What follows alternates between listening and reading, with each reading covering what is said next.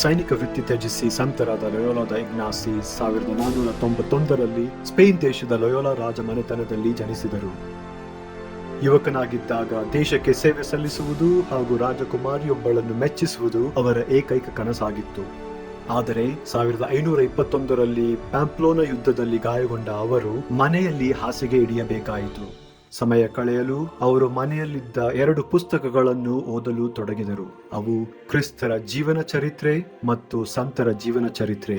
ಈ ಪುಸ್ತಕಗಳನ್ನು ಓದಿ ಮನಪರಿವರ್ತನೆಗೊಂಡ ಅವರು ತಮ್ಮನ್ನು ತಾವೇ ಕೇಳತೊಡಗಿದರು.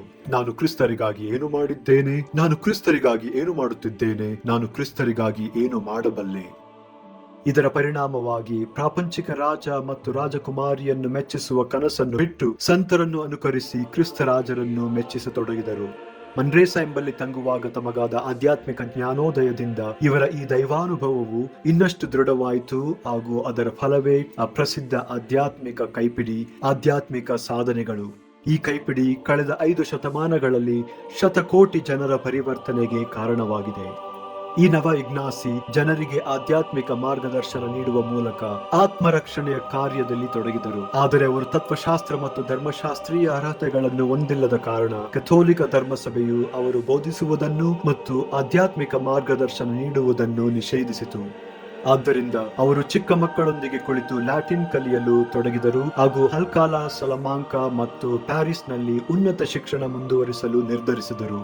ಪ್ಯಾರಿಸ್ನಲ್ಲಿ ಸಂತ ಫ್ರಾನ್ಸಿಸ್ ಝೇವಿಯರ್ ಮತ್ತು ಸಂತ ಪೀಟರ್ ಫೇವರ್ ಇಗ್ನಾಸಿಯವರ ಕೊಠಡಿ ಸಹವಾಸಿಗಳಾಗಿದ್ದರು. ಇಗ್ನಾಸಿಯು ಇವರಿಬ್ಬರು ಮತ್ತು ಇತರೆ 7 ಸ್ನೇಹಿತರೊಂದಿಗೆ ಜೆಸ್ವಿಟ್ ಸಭೆಯೆಂದೇ ಪ್ರಖ್ಯಾತಿ ಪಡೆದಿರುವ ಯೇಸು ಸಭೆಯನ್ನು ಸ್ಥಾಪಿಸಿದರು. ಇದನ್ನು 1540ರಲ್ಲಿ ವಿಶ್ವಗುರು ತೃತೀಯ ಪೌಲರು ಅನುಮೋದಿಸಿದರು. ಸಂತ ಇಗ್ನಾಸಿ ಯೇಸು ಸಭೆಯ ಮೊದಲ ಸುಪೀರಿಯರ್ ಜನರಲ್ ಆಗಿ ಸರ್ವಾನುಮತದಿಂದ ಚುನಾಯಿತರಾದರು. 1556ರಲ್ಲಿ ಅವರ ಮರಣದವರೆಗೂ ಈ ಜವಾಬ್ದಾರಿಯನ್ನು ಅವರೇ ನಿರ್ವಹಿಸಿದರು. ಅವರ ಜೀವಿತಾವಧಿಯಲ್ಲಿಯೇ ಜೆಸ್ವಿಟರು 5 ಖಂಡಗಳಲ್ಲಿ ಹರಡಿ ಆಧ್ಯಾತ್ಮಿಕ, ಶೈಕ್ಷಣಿಕ ಮತ್ತು ಸಾಮಾಜಿಕ ಸೇವೆಯಲ್ಲಿ ನಿರತರಾಗಿದ್ದರು.